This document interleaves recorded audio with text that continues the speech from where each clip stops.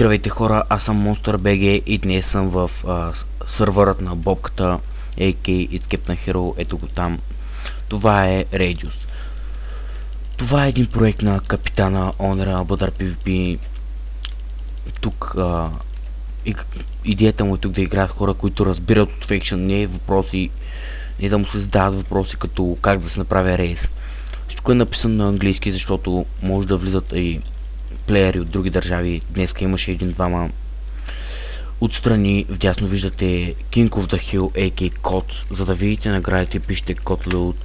И ето тук може да ви се спадне спаунери, сетове, кейове, легове, киркет. Тези могат да се вземат само от кода. Код. Ето тук са кодовете. Код. Ето в 7:30 и в 2 часа има код. Добре дошли в Radius. Започнете свободно приключение с Wild. Warp Crates. Там може да отваряте своите килове. Може и да купувате God Case от сайта на сервера www.radius.org. Ето това е God Key. Това са наградите в God Key. Водкия си е малко по-различен, само обсидиана и всичко е малко по-хубаво. Сега отиваме Warp Drop Party. Само да кажа, Drop Party е автоматизирано. Демек, има диспенсари. Бобката пуска диспенсарите, вие обикаляте тук и прибирайте етимите. Ето ги диспенсарите.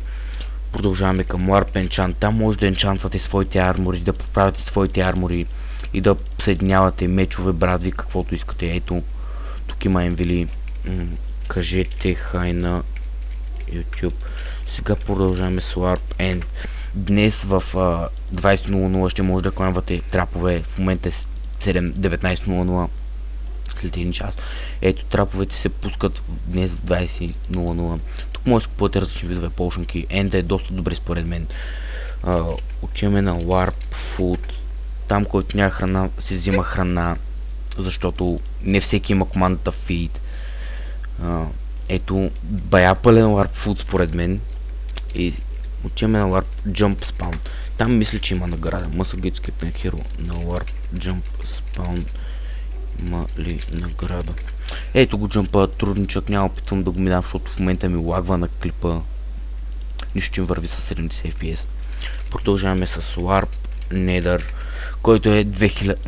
Само да добавя, Overworld е 10k бордера. А Netherworld е 2k на 2k. Окей. Аз съм разбрал грешно. Ето Nether спална е и як мен ме радва. Отиваме на Warp PvP. Там може да се мелите като кучета и просто да взимате други сетове. Ето, има скрит чест с айтеми из мапа. Добре, това е доста добре. За хората, които нямат айтеми, може да дойдете тук да вземете скрити чест. И завършваме с Warp Shop. Warp Shop е малък, но има всичко, което е нужно в него. Според мен, бобката е направил страхотен Warp Shop. Ето тук може да скупувате Golden Key. Да, Golden Key, епълки, храна, тук да продавате единия моркови. Ето тук Obsidian, Envy, честове, Enchanting Table, Creeper егове, газ тегове, TNT слайм блокове. Ето тук вече са спаунерите. Coal Spawner, Chicken, Sheep, Villager, Spider, Skeleton, Zombie, Blaze, Creeper и Iron Golem. Ето там има още блокове и роди. В момента не знам какво покажа. Нещо друго. Ето го и скайпът на бобката. Може да си закупувате ранкове с CSGO скинове. Това е добре за хората, които не могат да пратят SMS. Може да закупите ранк с CSGO скин. И не знам какво да добавя. Просто нека да отидем на спауна. Да завършим клипа. Не. Сървъра. Ето това искаше предотврати бобката.